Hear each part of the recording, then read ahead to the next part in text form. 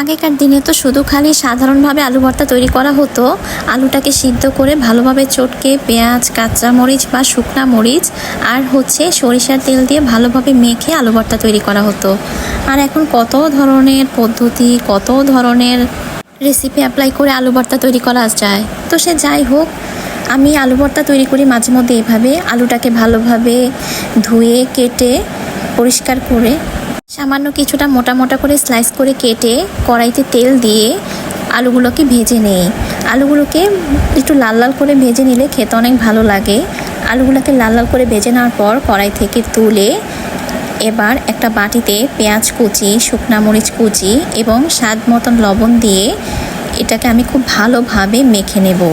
এটাকে মেখে নেওয়ার পর এবার আমি দিয়ে দিব সরিষার তেল। পরিমাণ মতো সরিষার তেল দিয়ে সরিষার তেলের সাথে পেঁয়াজ এবং শুকনা মরিচের যে মিশ্রণটা সেটাকে খুব ভালোভাবে মেখে নেব। খুব ভালোভাবে মেখে নেওয়ার পর এবার আমি যে আলুগুলোকে ভেজে রেখেছি সে আলুগুলোকে তুলে দিয়ে দেব বাটিতে রেখে আলুগুলোকে আমি আস্তে আস্তে ভেঙে নেব, ভর্তার মতন করে চটকে নেব। একসাথে সবটা মেখে এই তো মেখে নিয়েছি, হয়ে গেল আমার আলু ভর্তা।